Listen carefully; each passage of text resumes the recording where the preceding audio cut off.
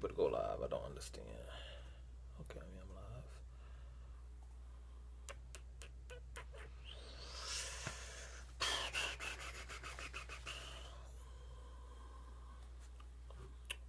Hang on.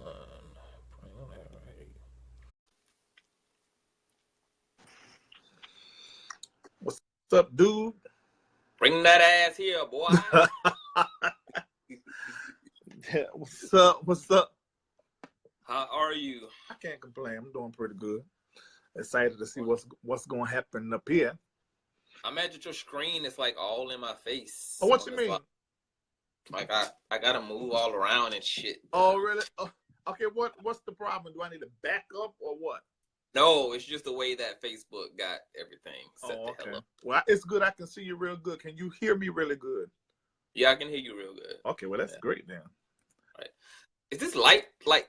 Do I look too bright? I feel like I'm like glowing like an angel from the Lord. Well, you know you high yellow, so I don't know.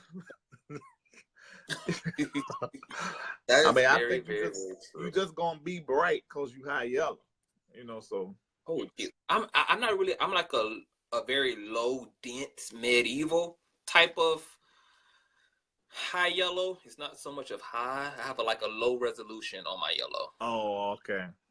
Yeah. Gotcha. Did you share the stream out? Because I don't know who the hell is your audience or who the hell is my audience. But well, it's probably going to be your audience. I haven't shared yet, but I don't. But I think what happens when I go live with you, I think it notifies that I'm live with you. So this whoever's on my personal page, but my main page is. I know Kendall C. Peacock is here being nosy. Yeah, that's my roommate. So you know he gonna be. Brittany, Bubs love her. And look, and probably Buddha's gonna be on. I told him I was gonna be up here, so I'm pretty sure he's gonna be up here watching. Yeah. So. Okay, you went totally black. You gone now. You know what? I'm having a khia moment right now.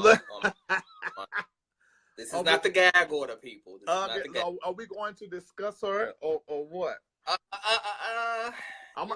Look. I am not going to say anything bad. I'm not going to call her no names. I'm not going to do that. Okay. Good. Yeah. Wonderful. I stepped away from that. Okay, so what I'm gonna go ahead and share. Okay. I'm gonna go ahead and share and see what happens. All right. Your YouTube channel, Conscious TV, what is Conscious TV? Is that on Facebook? It's not in the caption. Oh, okay, gotcha. But it's Conscious with a Z on the end. Yeah. Okay. Brittany, hey Brittany, here for Reid. Hey Bubs Love, thanks for sharing the live, you guys. And I think I deleted somebody's comment by accident. I think her name was Yai. Okay. I see a Yaya Richardson. Yeah, I believe it was her comment. But hey Yaya. Okay. Well, you can let me know when you're good. Yeah, I'm ready. I think what I'm seeing, I guess Facebook must have put some kind of message out or something. I don't know, because I'm seeing people that actually follow me coming in. Yeah. David said we don't have to use our cell phones. I know we don't, David, but my MacBook is a fuck book, and it don't let me go live from my personal MacBook. And I don't know why like that. Okay. Yeah, it's real bitchy, so. All right. Well, I guess I can go ahead and introduce tonight's topic if you're ready. Okay. Hold on. I'm sharing. Okay. Just let me know when you're good. Okay. I just want to get as many people who will to interact with us, and maybe they have some questions or something that I don't know. But we don't care about this audience in a way. It's only about the YouTube audience. You did not say that. We love you guys. Okay. He said it. I didn't say that. He said that. I said what he was thinking. Okay, I just shared it, so I think we're ready. All right. Well, thank you guys, and hello. Welcome tonight. Welcome to the Davion Show, featuring the man himself, Larry D. Reid. What up? Tonight we're going to be speaking about spirituality, the evolution from religion into spirituality, and we're going to talk about some behind the scenes shit that happened on the Queen's Court, because he's one half of the infamous Larry Reid crew that was put in motion to do something that was called punks, queens, sisters. He was the punks and the queens and a part of the sissy crew that Khia was referring to. So we want to dig into all of that. But before we even get into all that, can you even tell us just a little bit about you? Because you are very new to me, and I actually discovered you by way of doing commentary on the Queen's Court situation. And I was really impressed and obsessed with you and Buddha's content. You guys have a lot of necessary conversations, especially regarding things that happen out in society and within the church. And I just really appreciate those type of conversations, because we have enough people covering the bullshit. So I feel like you guys really give content that is relevant to everyday people. And you guys get those conversations in motion. So yes, it has been a pleasure just coming into contact with you this far. But tell us a little bit about yourself for people who don't really know you. Well, one thing I'm really glad is we're able to like really catch the vision of what we're trying to do with Larry Live.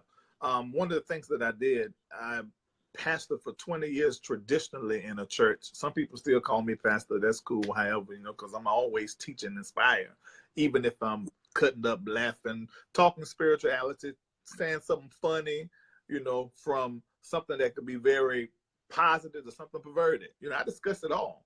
I think humanity is beautiful. And so I'm glad you're able to, you look through the rest of the videos and saw that we have been doing this. Actually, I personally started doing this on social media while I was traditionally pastoring. It was a little taboo. I would do jokes. I used to, you know, do a lot of funny in high school, little shows.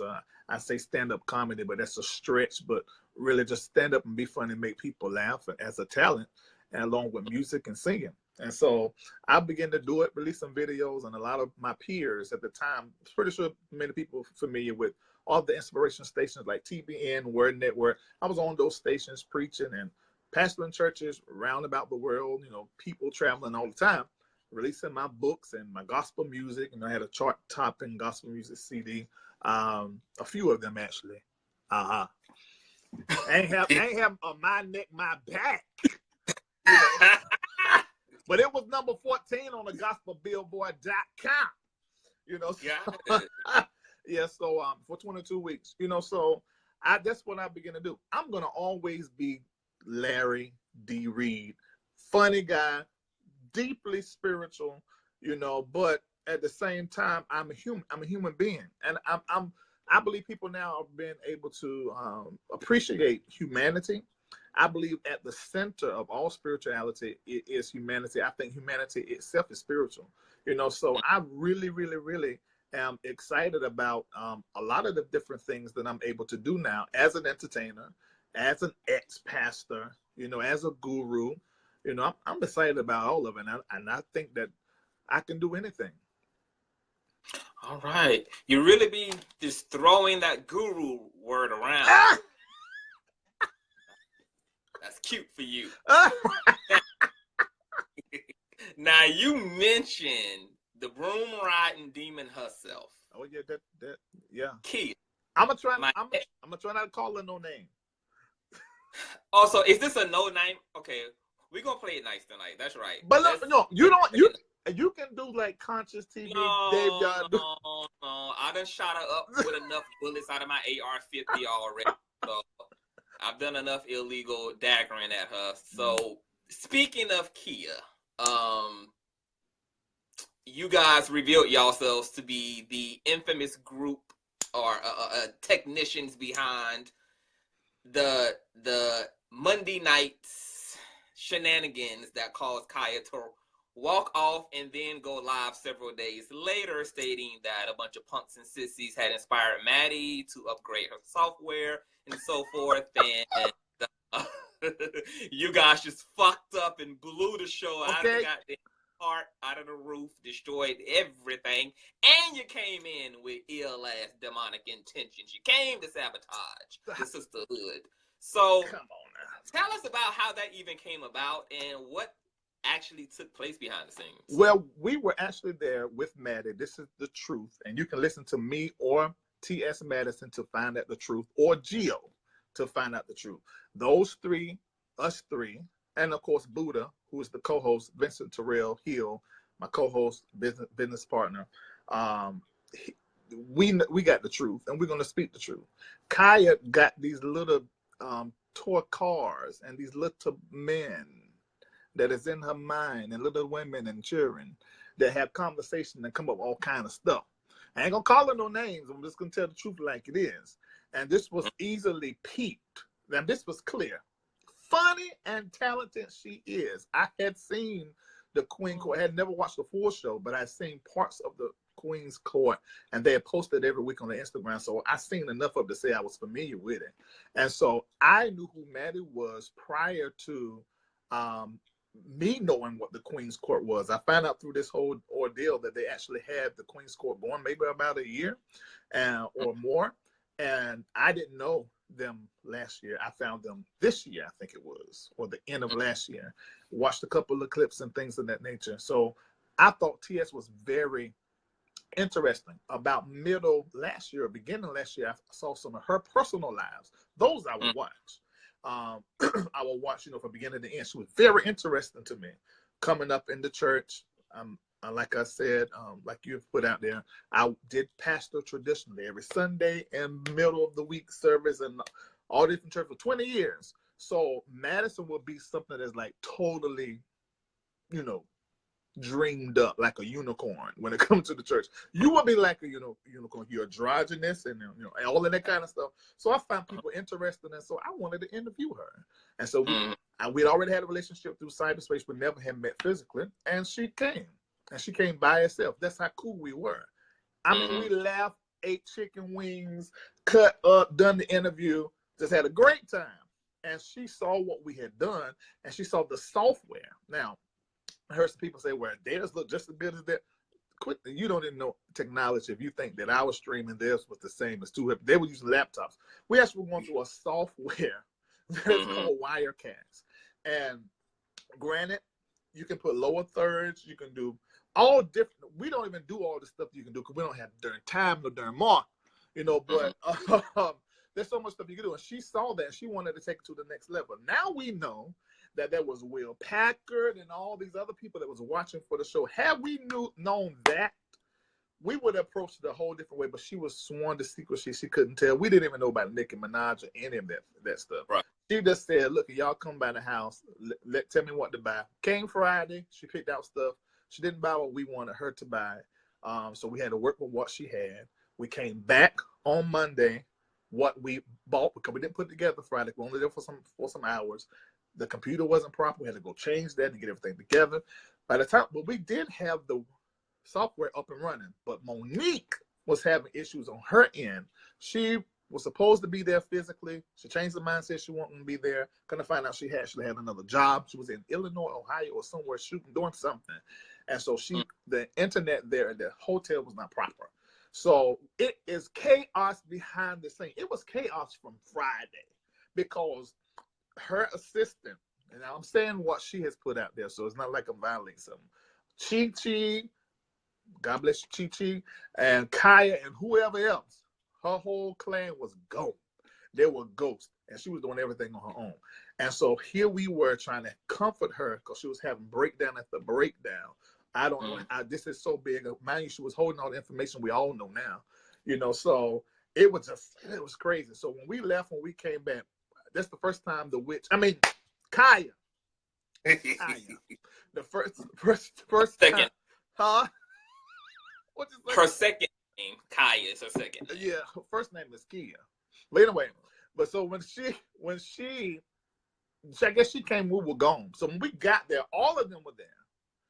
And man, the energy in that place, it was so weird. It was so crazy. And we were like, what is going on? So, Maddie, since we've been dealing with Maddie, said, man, this is jacked up here. What's going on? Why is energy like this? And she said, she really don't want y'all here. I'm like, huh? What? Well, we'd have done our job. Yeah. I have one. when she entered the space, was the room all of a sudden filled with the aroma of dinosaur ass and sulfur? It was a smell similar to that, mixed with a little bit of cognac and a little bit of cigarette smoking weed. Fascinating mix. And a little piece of twat. Little piece of twat. Little piece. Oh. Because it was Merston. You know, and you can make me, I suppose, leave this girl alone, but you ask me a question, that ain't nothing but true. Don't get yourself in there. Nothing but true. So go ahead into the story. So yeah. So when we got downstairs and she walked in, she went to put something down, she walked out. She didn't speak with them, tried to speak to her, won't want speaking to her no more. Long story short, I guess they got Monique on the phone, ran downstairs. By the time they got her on the phone, the call dropped. And they went up there to sit up on the benches. Go live, go live, go live, go live. Maddie said, we got to go live now. It's 10 o'clock. We went live and want nothing prepared. There was no check. We sat down in front of the lights. We done everything that we possibly could do, but they're a whole shade of three lighter than us, especially with their makeup on. So us sitting in front of the lights was a waste of time. So when we got up there, it was too bright. Because earlier she came down and said it was too dark. So it was just a bad situation. But the vibe had been good those days, although it was a little tumultuous, but the vibe was good. But then Monday is when the vibe went wrong, and it was downhill from that. And Khia really blew up the behind the scenes. You saw Maddie crying, and she was probably crying because the pressure of it all, she wanted it to go right. But Khia had busted it up. She walked off set, and she started saying all this kind of crazy stuff. It was not good at all. It was horrible. Wow. So what was your mindset the entire time that this whole situation is playing out? I was mad as hell. And see, this is the thing. Anybody watch Larry Reid Live, my co-host Buddha, is the one that's always popping off in the mouth. Popping up in the mouth. And I'm always the peacemaker. But when it comes to business and when it comes to certain things, I tend to be like a bulldog. And I was pissed because she running off at the mouth. But it's a woman. You know, so, and that's why we apologize for the video that we did and we blocked the comments because... Hold up now. We are in women's equality era. So what do you mean it was a woman? Look, I was married 18 years. I have two sisters, a mom that is one of the greatest, host of aunts. And my dad just taught me that a woman you treat a certain kind of way. So I'm just going to say, I'm not saying everybody should, but that's just how I am. And so... I really hate that I dug into her and started calling her all the different names, you know, and talked about her. I was sad that we done that, and it wasn't a good representation of who I am or what I want my brand to be out there. I mean, I do entertainment TV and we cut up, but that we don't go that ratchet. So I didn't think it was a good representation. But then when I saw them numbers going up and that money going up, I left it up there. I just took it down. I took it down from Facebook, but it is on YouTube. Still captured. You know what? If you were still in the Lord, the Holy Spirit would have told you not to sell your soul. Like that's what that would have been about. No, I think that was my religious mind telling me that.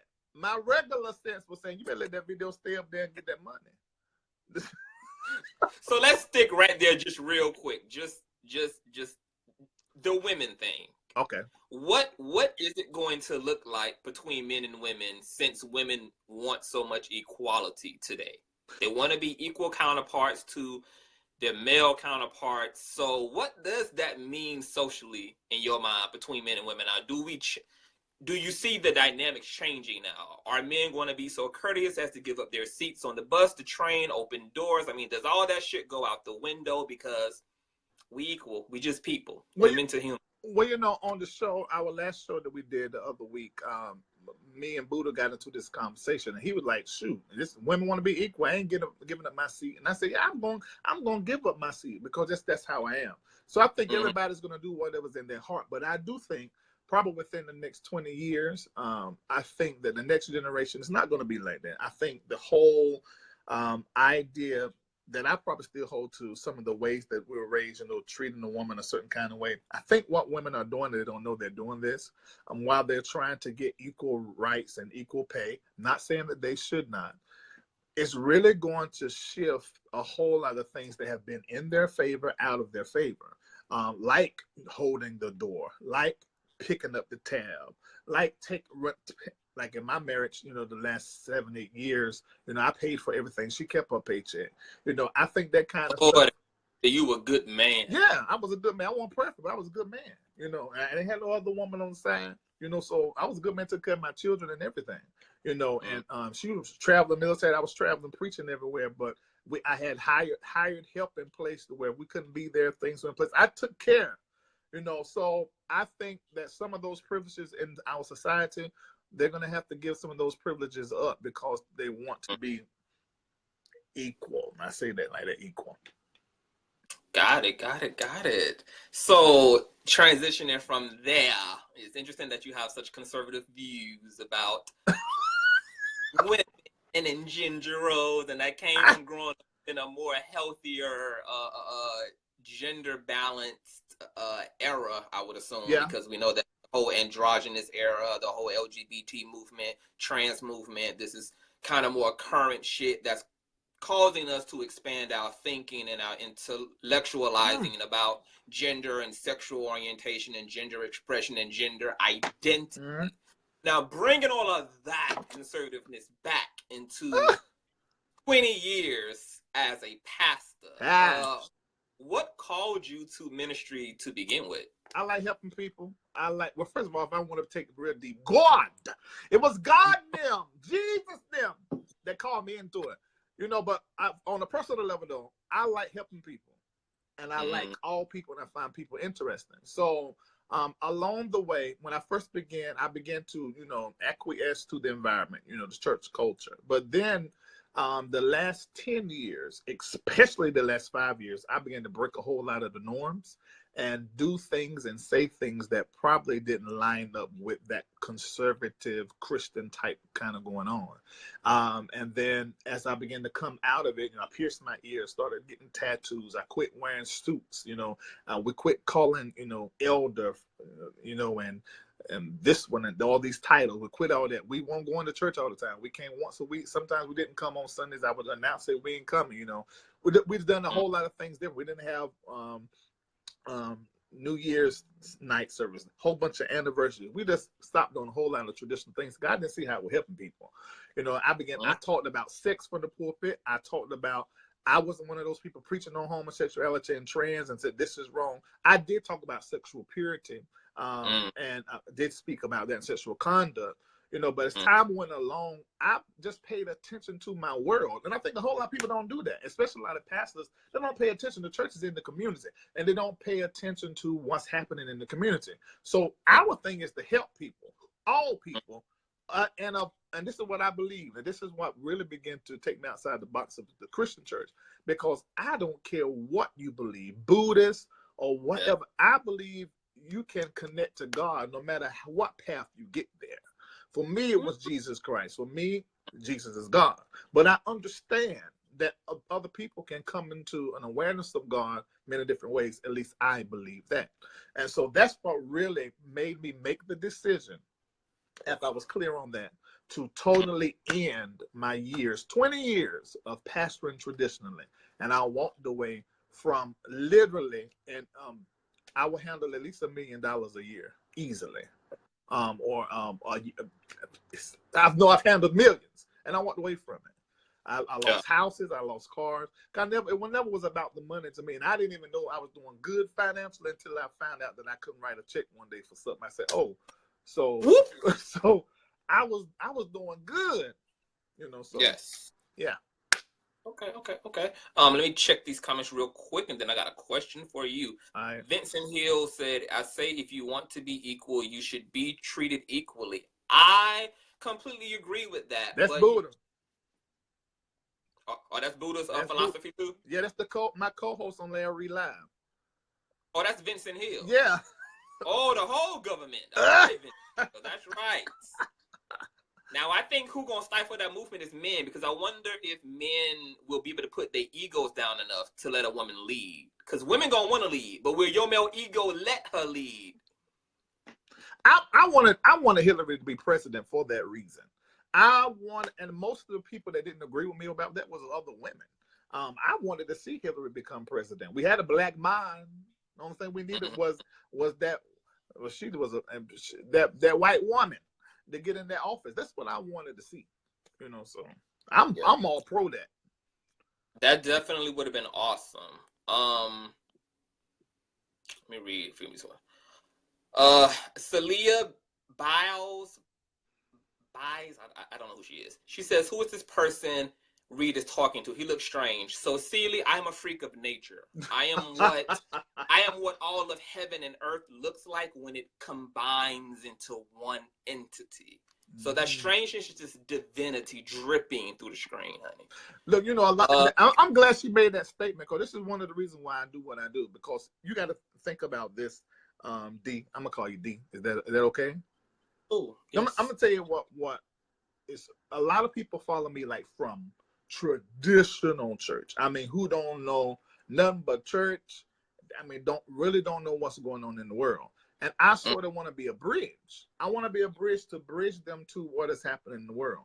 And then people who have grown up with none of those things that me and you, D, have grown up with, in the church, been ministers and things of that nature. I want to be a bridge, because this is what I think.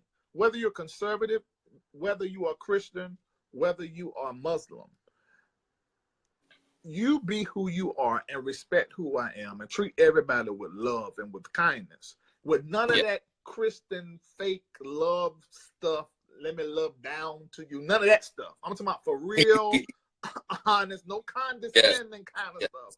But for real love. That's what I want to see. And I think that's the kind of love that's willing to get dirty, the kind of love that ain't scared to get its feet and hands dirty, the kind of love that'll get in there. Yeah. Like the real agape, I'm here for you. Yeah. Type of no matter scenario. What you look like, no matter your gender identity, no matter your sexual orientation, none of that matter. And a lot of people hate when I say that. I just don't think all of that that's one of the things I had a problem with, because what I noticed is when that stuff happened with Khia and stuff. Now Khia, if you notice what she's doing now, she's calling Maddie a man, and she's saying all these terrible things, that come from a place that's always been there. And in the hip hop world, there is something that is still there that is very archaic, that's very similar to the Christian church when it comes to people in their gender role, the gender identity, and to their sexuality. And that kind of stuff is going to have to be addressed. Now, there are much bigger things to be addressed, but it seems like the Black community and all of the communities are going to have this conversation, so folk will quit caring about how people want to have sex and focus on something else. Yeah. Well, that's very interesting because the Bible has all of several verses that refer to the sexual practice of homosexuality, which I find to be interesting, because it doesn't address the romantic factor, but it does address the sexual factor. Act. Yeah, the act. And it's interesting that those verses more so target same gender practicing men and not same gender practicing women. So I see a lot of undercover misogyny and patriarchy within the Bible. And I also find it interesting that we can be so obsessed about sexuality, which is mentioned several times and never ever in any capacity mentioned by Jesus Christ. But yet in the Bible, poverty is mentioned over 3,000 times from front to back. Yeah. And that is not a staple in a conversation about how to take care of the poor, how to be more charitable, how to be more giving, how to be more neighborly, and to literally get out and to help provide resources and assistance emotionally and physically to people, when that is a bigger issue that the scriptures and the word is emphasizing over people practicing alternative sexuality. But maybe that's here nor there. But the whole, when you get into the historical aspect of the Bible, which I fully and 100% believe that the Bible is prophetic, not cover to cover. I believe that it's divinely inspired, not cover to cover. And I believe that it's true, but not cover to cover. Some of this is borrowed, some of this is fables. But the reality is this: the stories that are in the Bible, I believe overall, the whole purpose of the book is to help better people and get people to, run after good, stay away from evil, You know, it's almost like, if you look at it like Hollywood, the movies we watch, like the one we just watched, Wakanda, how everybody is having all these great epiphanies. People are now registering to vote. People are, you know, treating women better. They're black people getting together. But it's all fictional. Well, the Bible's the same way. The purpose of that, what comes out of the stories and out of some of those fables that just aren't true, cannot be proven, and those that come out of the ones that are true that can be proven and actually did happen. It's ultimately all about doing good and loving others. And that's where the focus need to be from cover to cover. Every story, look for that. Look for the instruction. Look for the principle you can pull out, you know, and live and make your life and the lives of others better. So that's how I haven't always used the book like that when I was pastoring. But the last 10 years of pastoring, I made it my business, especially the last 5. I made it my business to pull the stories out and the principles and use that to get these people in these 4 walls to take their gift, their talent, find their purpose, and go out there in the world and do something great. That is freaking awesome. Now, the question is, now Jeff Toller said he only read the King James Bible. How many throw that whole verse out the window? Throw it out. It's crazy. Somebody, this is your show. I'm about to read what somebody said about B. Slade. Read, brother. It said that was also in context. B. Slade formerly Tone discussed monogamy in relation to biblical reference. All historical context people can't as vantage point. This is what I say. Look, I'm gonna do what I do. Like I said, for me, Jesus is God. I pray in tongues. I meditate. I don't fast as much as I used to. I ain't gonna tell no lie. I don't fast as much as I used to. You know, I'm gonna always read. I'm gonna always think about, you know, doing good. I feel everything everybody else feels, but I'm gonna make choices that I think I can live with and be okay with. You're not gonna find me, you know, doing certain things, but that's my choice. And I'm not saying you gotta be like me. You be exactly who you are. But I'm gonna be me. And I'm gonna love you with an open heart. Love me the same way with an open heart. That's how it's gonna be. Right. So early on in the conversation, you mentioned about making the choice to leave organized religion as a result of your willingness to really want to love people for real. Yeah. Now, why did you feel like you had to give up pastoring and being a part of organized religion rather than integrating your higher awareness into that institution? Because I feel like that's what leaves religion what it is, because authentic people leave because they can no longer be authentic instead of actually taking that institution on and taking on the mentalities that restrict people who are growing genuinely, and just actually projecting that onto the people rather than have the people's expectation projected onto you as the leader. Because if you're leading, then that means that, hey, you know, we ultimately are going to follow, but once you leave us where we at, then we're going to remain where we at, and somebody who isn't grown, who isn't living authentically, is going to replace you and continue to help stifle the individuals, the enlightenment, the state of consciousness of the people who's there. So why did you feel like you had to leave these folks? You know, I mentioned this to you. This is the reason why I like talking to you. This is why I found your YouTube, Conscious with the ZTV, and I saw your take on things. The khia and maddie. I saw Living Fearless. I saw their take on things. I said, this is pretty fair. But I watched 2, 3 of your other videos. I said, this guy, he gets it. And you just said literally where my spirit has been, because let me tell you the reason why I had to leave. I didn't know this at the time, but I know it now. I had to leave because there was a key things that I was upholding that really babysit a mindset in the parishioners and in the members and in the people that really kept them forgetting who God was and discovering who they were.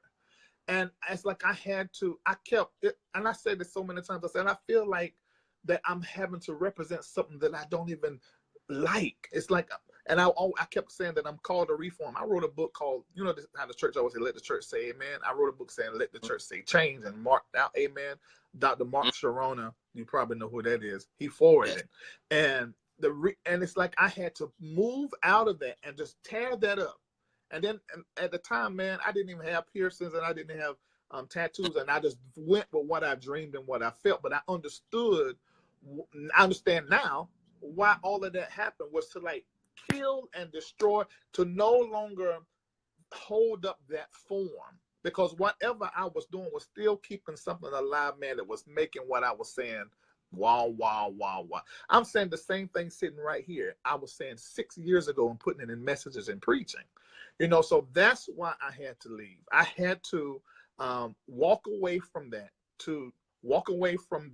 form, and then actually within myself discover some things and work through some things on a personal level. You know, when I went through my divorce, I was married for 18 years. You know, I went through the financial change. I lost everything that most people lose and go crazy in like a period of 45 days, you know, and have people walk away from me that I have known, you know, the whole 18 years of pastoring or 15 years of pastoring who I depended on, you know. So it was a total life change for me. So, and going through that just made me more and more in touch with my calling and what I'm supposed to be doing now. So that's why I had to leave. Now, to answer your question, he said to project now what you have on people. I'm opening my heart now and listening to directors. The next thing I'm going to do now is going to be a Friday night. I do this thing on Tuesdays called Power Up Tuesdays, but I'm gonna call it Empower, which used to be a show on our network. I'm actually gonna have that meet for an hour, and I'm gonna do it here in Buckhead, here in Atlanta, where I am, and just really talk for about 15 minutes. Use the other 15 minutes, you know, 'cause I have a gift where I'm able to read the spirit world, and I do that. You know, I'm hired to do that now. I do it many times a week, but I'm gonna do it for everybody that comes. And from that, I'm going to go whatever direction I need to go. It definitely won't be anything like I've done before. I mean, because I don't even look the part anymore, you know. And what I'm saying don't sound. People are hearing it now for what it is, because it's not in a, you know, it's not in that anymore, you know. Right. So they're able to hear me for what I'm saying, and I'm posturing myself to assist in the reformation that needs to happen in the church. So that's answering your question. You were dead on. That hit me right here. I always do. I got real good aim. April Cancel said, is it possible to have a relationship with God and not judge or criticize? I'm gonna let you answer that first, and then I'm gonna answer behind you. Okay, well, you know, I don't like to, you know, answer questions absolutely, because a lot of times I think that sort of fosters that whole listen to me, control. I don't like doing that. But this is what I'm going to say. What I have learned is that judgment and criticism is for the purpose of advancing and for the purpose of making something even better.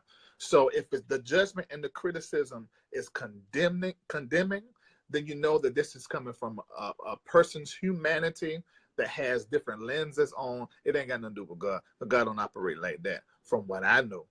That's what I say. So if it's criticism or judgment, that's all about, you know, putting away the parts that no longer work and let's make it better or make it more effective, then I think that is perfect. I think that is great.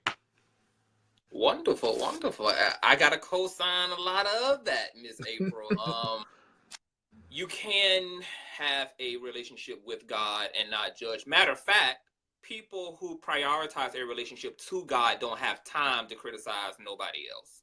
Okay. So one of the indications that somebody is truly aligned is that they don't work at getting in your way. I think that judgment and criticism are traits of the ego. And I think that a lot of times we elevate ourselves in a righteous manner by calling out somebody else's unrighteousness. And so I think there's a little bit of self-fulfillment in this weird twisted version of judging people to help them. But I also think you can get more bees with honey. And so I think that oftentimes as well, we forsake the power of love. And you would be surprised at how willing somebody is to embrace you and to love you and to listen to you and to sip your Kool-Aid when there's a genuine presence and a loving vibration that you're standing in. Because let me tell you, I have some self-righteous people within my own family because I come from an Orthodox Christian family. And those people I would never go to for any type of it. Changing my damn tire to how to talk to the Lord. There's nothing I want from them. But the people who I'm sweet on and who sweet on me, those are the people who I'm more inclined to really pay attention to and to take seriously. So yes, you can have a relationship to God and not criticize. Absolutely. And I think too, like, because I can go on a rant talking about religion, but I just want to add this part too. I think we also have to be willing to realize that God isn't finished with people, and so criticism isn't always necessary. Like, it's premature. It's premature, and it's like sometimes we criticize people in the middle of their own growth and their own processes. It's like everybody is in a different process with God, and everybody is in a different place with God, and so it's really not necessary to even criticize until really cases become extreme. But other than that, you can really trust God with people. People will get it together, and they will get it together when God is ready for them to get it together. Because according to Christian theology, doesn't God decide when he saves and who he saves, and that he is that's him what they said. Who calls folk to salvation? That's what they said, and they back it up with the Bible and with proof texts in certain scriptures, and isolating certain verses. But I don't believe all that. I don't believe it. Got it. Darren says, I think judging is an attempt to balance the scale, but out of the ego. Absolutely. Yeah. True. But I'll say this. So, but you see about all of what we just said about spirituality. Khia, she professes to be this spiritual person. This how come I knew this was a witch and this was not right. And then you see what's coming out of her mouth now. I don't care if you 100% agree with her. Look at her actions and the energy and what she is saying, what she is doing. Don't line up with spirit. It doesn't line up with humanity. It does not line. There ain't no God up in there. I mean, this was off, and something was wrong. Cause folks said, us messing up having technical difficulties, screwed up relationship. Did you hear what Maddie said? This was something that already was off. And when certainly us coming there did not have anything to do with this. This girl's spirit was already bad. Her and Maddie already had some issues. And the reality is, the light that Maddie was, when it matched our light, the light was so strong that it just exposed what was wrong and just pushed her right on out the way. And that's what light would do. It would expose the dark and what's in it. So as soon as y'all came together, you and Maddie and Buddha and the Three Stooges and the Power Rangers, once y'all together and combined y'all powers, how your ass fled out of there like roach to roach spray. So that was a spiritual exit that Kaya made, y'all. That was a spiritual exit. Now, people who've been in pastoring that long and have been connected to the church that long typically really have a hell and brimstone fear of God. So were you afraid when you decided you was going to put this pastor organized religion thing to rest and move forward?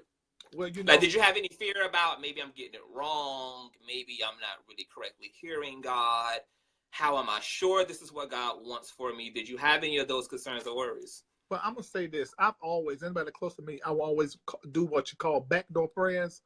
I used to do that because there was always this thing put in us that's like, the devil deceive you, and you think you're right, and you'll get blessed while you're doing it, but you'll be just miss God, And so I will always, when in my prayers, when I pray, or decree or meditate and dream and envision or imagine in the area that I know I'm supposed to go, doing my spiritual work, opening up my path, by declarative prayer and prophetically praying and speaking things into existence. After I will finish, I would then open my heart to God and I will say, okay, now if any of this that I'm saying and doing is because of my idea and I'm not going the path you want me to go, speak to me, show me, stop me, block me.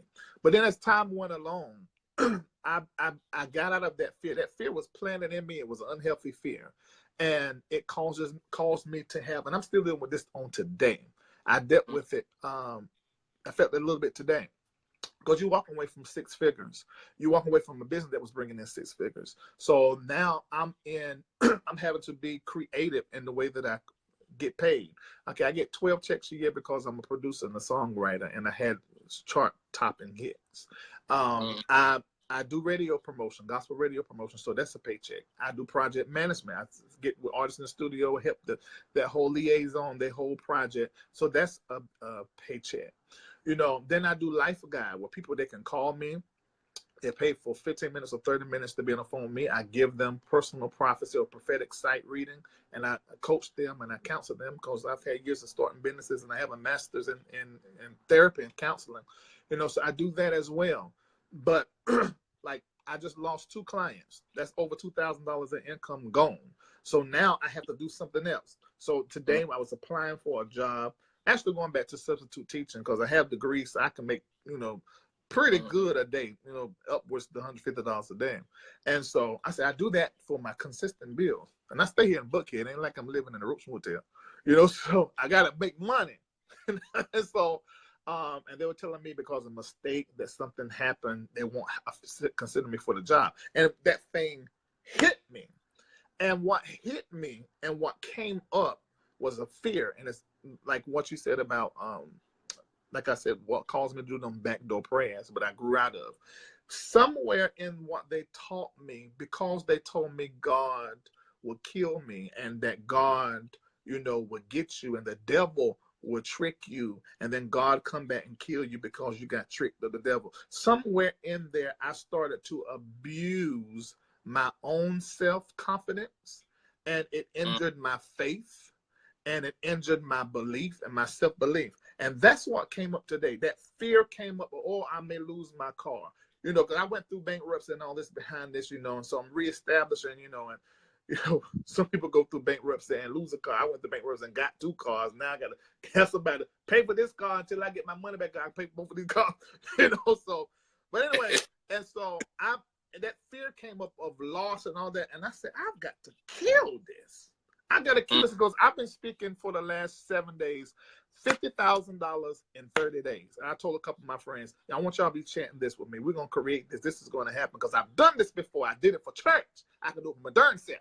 You know, so I started creating them. And I got a call today that can potentially put $50,000 in my hand next week. You know, it may not come to anything, but it's proof to me that what I'm saying and what I'm speaking, you know, in spite of the fear that came up, you know, that I know was planted in me, that my words are working. And if I continue to speak, and I believe, I'm gonna come to a place to where that automatic fearful energy thing that comes up, and the moment something happens that, you know, I didn't plan for, I know I'm gonna come to a place that's not gonna be there no more. So I'm still repairing that part of my soul that was injured by that lie about God that had the hell scared into me versus after me.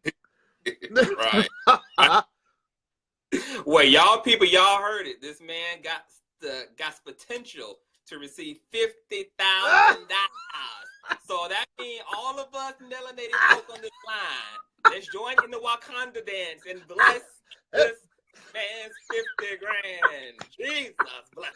Now look, all right. Buddha, who's the co-host of Larry Live, Vincent Terrell Hill is his proper name.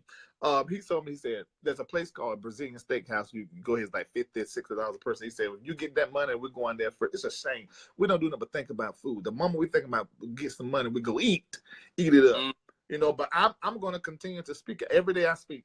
$50,000 in 30 days, because I have the muscle for that. Yours may be 10,000, somebody else may be 5,000, but I have had to believe for that kind of money and get on my face, pray in tongues, imagine it, create it for church. I did it for years. So now I'm going to do this for myself, and I don't feel bad about it.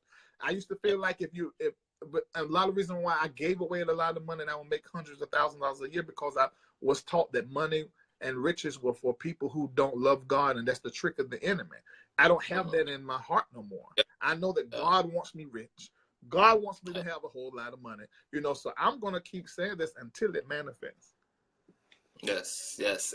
So, you know, you said something very profound that I don't think a lot of people, especially those who participate in religion, don't realize is that when you entertain such a sin consciousness, you actually do deplete your spiritual confidence. You deplete your ability to uh, stand firm in God's will and God's plan for you. And people have to really do sit back and check the balance between being able to acknowledge that I'm wrong, but also making sure that I pour love into myself and that I continue to open myself to God's love so that I can. And I just had my thought. I hate live. I hate because I edit this shit out. But yes, like that sin consciousness has to be checked. Because I remember when I transitioned out of religion, that was one of the things that I was hammered with is I didn't realize it until I started transitioning out of religion that my confidence was blown. My confidence in God, and I didn't realize I didn't know anything about God other than what somebody else claimed God was and felt, and then I had to kind of reevaluate and reestablish a whole new understanding of God for myself. But it's interesting to me how people can walk around and literally want what's best for them and want everything that God has for them and want all of the desires of their heart met by God, while also being willing to allow dogma to convince you that you are completely unworthy, and that that you're unworthy, and that you gotta earn it. And if you don't do this, you're not gonna get it. And if you don't, if you really think about who God is, it makes no sense. Someone is manipulating the idea that God is, because God don't operate like that. So he love me. He loves everybody and want me to love the sinner. But if I sin, I'm going to hell. And if I don't do this right, then he's gonna kill me. Okay, let's think about that. That makes absolutely no sense. It doesn't make any sense. So that's not who God is. That is what somebody strapped to you to control your actions, your behavior, and your thinking. So what you got to do now is stick your own finger down your own darn throat, vomit all that stuff up, and then go get in the presence of God and really find out who he is. And the first few times you get there to approach him, you're going to approach him the way that you've been approaching, which is a religious way, and it's like nothing happening. That's a good sign, because what you're reaching for ain't there no more. You know, and you're going to get to the end of yourself and the end of your religious spirituality, and you're going to run smack dab into God. Now, what may happen first, for those of you that's coming out of transition out of religion, you may begin to notice your sin nature coming to the top. I'm calling it your sin nature because that's what you were taught, but it's just who you really are in your humanity. And you may find yourself going back to certain things that you stopped through religious holiness. You know, like, oh my God, now I'm far from God. And really what you don't understand is happening, that you're actually going through an introduction of who you are, which is going to cause you to be introduced to who God is. And then you're going to begin to make a decision and choices that will bring you the life that you want. You're going to stop being, like what you said, the sin conscious and not trying to do this and not trying to do that. And you're going to start trying to create the life you want to live. And before you know, like, shoot, I done messed around, and now I'm really holy. You know, not because of the pastor or the prophets, you know, in it, or my auntie and them, you know, that have dreams and stuff. You know, not because of any of that, but just because this is what I want out of life. So I'm not gonna sleep with her husband because I don't want nobody sleeping with my husband when I get me one. So I ain't put that in the universe. So let me do this right here. You know, so it's just gonna change your life, and that's what happened. Is happening to people around the world that are making the transition from religious spirituality and religious holiness to true spirituality and really living in your humanity well. Yeah. Man, you just said a fucking mouthful. We can end the live right now. It's not necessary to go on. Well, this has been great, though. I'm glad you asked me to do this. Like I said, I enjoy your channel. Yeah, I mean, like what you said about changing your mind. When people hear the word repentance, they think of just asking God for forgiveness. But the Greek and Hebrew is metanoia for repentance. And it means to rethink what you're thinking about. Think about what you're thinking about, to literally change your mind. And even the same book that people use to support legalism also is bombarded by spirituality as well. And that same book says that the war between good and evil and light and darkness starts in here. It is. And you have to undo and unconstruct and unravel all of those ideas that put you in bondage to this very mechanic, robotic relationship to God. There's no soul in it. There's no blood in it. Things don't run through that body. It's completely battery operated. And you're receiving the feedback of that through the misery of your own life. My spiritual teacher told me that negativity simply means that you are taking a approach and a thought and an idea about something that doesn't align with God. And the feedback in that is pure misery. It's pure depression and anxiety. Anytime anything brings you down, it brings you chaos, it brings you all of these things, it really is just a adjustment of perspective. Turning in your mind. I like that. And something that I say about negativity, be careful of negativity, because negativity, when you allow that frequency to get really big and it connects with your emotions are like one of your greatest superpowers. It's like a magnifier, and it makes it just turn. If you connect with negativity and it becomes an emotional negativity, that thing is supernatural. And what that energy does, negativity, it negates. It totally negates and nullifies all of the positive things and all of the things that you're trying to chase after. So negativity should be seen as the energy that comes to negate or to nullify my dreams. And so when you, I don't care if it's an argument with somebody you love and love good, that you fucking every night, if that thing got you negative and you get in that space, you're going to approach that thing and try to work through that thing and really get rid of that energy, because it just is not good for your dreams. It is the most common way that people injure themselves is negativity. Yeah, absolutely. Absolutely. Universal across the board, no matter culture, creed, religion, ethnicity, negativity wears everybody out the same. Yeah. Now we got that much longer left, even though the people still completely lusting after you. So I want to run through these other situations real quick. All now, right. From religion to spirituality, Okay.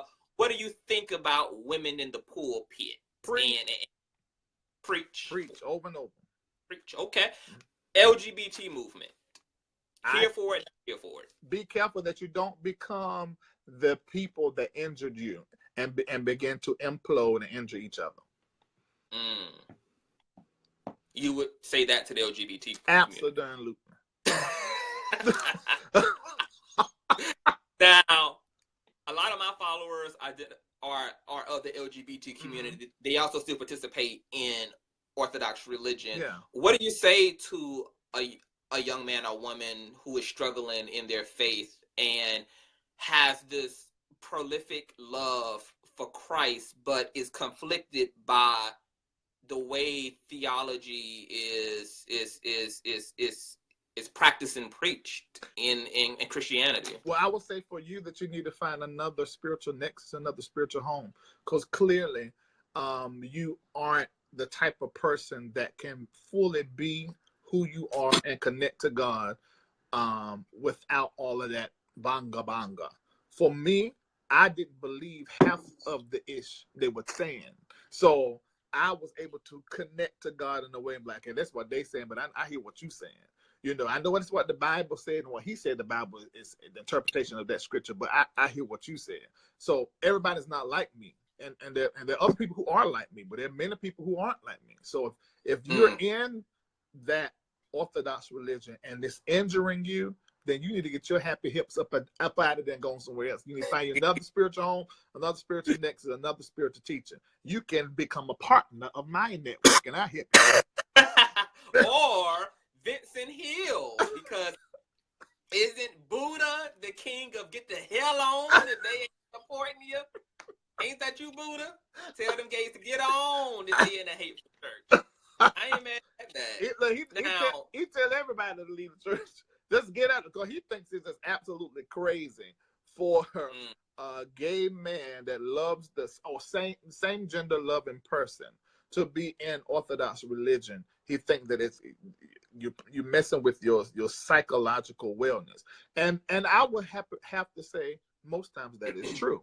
But sometimes that there could be people who like, I know what they're saying, man, I ain't paying attention, you know. And when the pastor preaching, homosexuals going to hell, like, yeah, I'm like, you know. And that's right, and that is right after they've come from getting their hairstyle and their face beat by a homosexual. Yeah, they will walk in church and hallelujah, the gay is going to hell. Okay, like Kim Barrell. How do you know where you're gonna be talking about the gays? And what they tell me is that your ex-husband was. You know, but that ain't the show for that. That's entertainment show. But I'm gonna leave that alone. That on the Larry Reid live show. I got enough issues out here in these social media streets. Larry ain't about to get me in no more damn trouble. Nah, we are living in a very socially. Our social climate is really disturbed right now. Yeah. Why do you think the church, especially the Black church, has been so negligent of being relevant to Black Lives Mattering and helping to collaborate with Black people in terms of fighting for equality? Because Dr. King was a pastor during the civil rights movement. Yeah. He combined his love for humanity and equality with his practice and his pastoral role. Why don't we see a lot of that today? Why are so many of the pastors just refusing to get involved in social politicking? And is it because there's so much politicking now when it comes to religion? Well, I think as relates to the people, the reason why the people aren't, you know, getting it, I think it's an education issue. That's simple as that. Education issue, which means that then it's a intellectualism issue. It's a level of intelligent issue and a level of consciousness issue. So that's what I think. When it comes to those that are in leadership, like Martin Luther King was, who was in Pentecostalism and politics, which really surprised me how people, you know, now look at that and celebrate it. But somebody like me, who is in the religious sector and in the entertainment sector, they just can't get it. I mean, because if I say a cuss word or if I say a perverted joke or, you know, something, they like, oh, I can't believe you got me hot or cold, you're black or white, you know, so, you know, you ain't right, you know, so, but I'm pretty sure during this day, people gave him the same kind of flack. But I think when it comes to leadership, a lot of people do not do it in leadership. And I think a lot of the Christian leaders in the churches are evolved. They are conscious, but it's the check. It's the check. Money talks. It's that money. Let me tell you this here. I'm going to tell you what truth is. My ex-wife said this. She said, Reid, and she said this recently. She said, Reid, you one of the best preachers. You find some of my clips and look at them. One of the best preachers and teachers, and you can prophesy and sing, and you got that gift and stuff. She said, you should have just kept on doing what they wanted you to do and save the money, then go do what you want to do. And she right. But I'm not that kind of person. A CEO in any business that start anything, if he know he about to retire, go somewhere, he will start putting back money. So I'm not going to say that a person is wrong for doing that. But who I am, I never did it for the money, and I could not, in good conscience, because I can't do that. Either I'm gonna do what I'm doing and be real and straight about it, struggle. I went through times not knowing my food coming from. I got 2 kids that went with the wife. You know, my ex-wife has actually married another woman. You know, so married that woman. Another woman means I was a woman, and I ain't no woman. And so some would beg to differ. There's something down here that tells me that I ain't no woman. Don't let me safari all up here. I done told him the other day I'm going to go and I'm going to leak my own pictures. Look, you might have no problem getting that $50,000 for real. Exactly. You know, so anyway, so I think it's the money issue, the reason why these pastors won't do it, because the people going to stop giving the money. When I begin to say certain stuff, you know, that money walked out the door just like that. So I think it's a money thing. Well, you know, on that note, we only have but so many seconds left before this little device that I'm on goes dead. Okay. It was Lord, good. Maybe we'll do this a little later on. We definitely need a part 2 for sure. Can you tell us what's going on with you, where folk can find you? Oh, yeah. And all that good jazz. I want as many subscribers as Conscious TV. So all of y'all watching them, go right on over there to Larry Live and like and subscribe and share. Do that, and I'll be pleased. But you can find me anywhere on social media at I am Larry D. Reid, R-E-I-D. You can find me anywhere on social media, or just type my name in Google. I'm Googleable. So you put my name in there, and everything will come up that's connected to me, and even some of my music and stuff. I done a lot of gospel music, but in 2016 I released 3 pop songs, you know, and that's up on the Reid, R-E-I-D. So stream, download, buy books. I wrote 3 books, you know, get that. Go to my website, IamLarryDReid.com, you know. So let's follow me. All right. Well, I'm going to leave all of Larry's information in the caption once I go and re-edit the caption. Okay. After we get done with this video. I want to thank you guys for tuning in tonight. I feel I just can't get enough of these type of conversations, so I'm never going to be satisfied.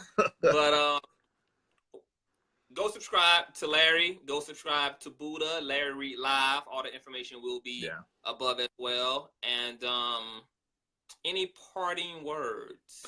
Well, especially on spirituality and religion. Okay, as relates to khia and Madison.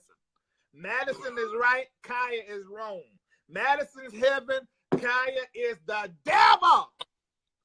And then, as it relates to spirituality, get to know yourself. I believe that spirituality is being conscious and aware of who and what you are at all times in all situations. So just practice that, and you can find yourself closer to the center of who you're meant to be, and fulfilling your purpose and your destiny, and getting to know God in a deeper way. Absolutely, man. It was a pleasure, Larry. All right. See you later. Hold on, before you go, folks. There's going to be a part 2, so you can inbox me all your questions, everything you want me to ask Larry. I'm going to harass him to deaf and blindness the next time we get on this live. So just DM me, send all your questions there, and now you can officially hit that end. Okay, see y'all later. Bye. I don't even know how to hit the end thing. Where the thing at? I'm going to hit it for you. Okay, go ahead. Peace.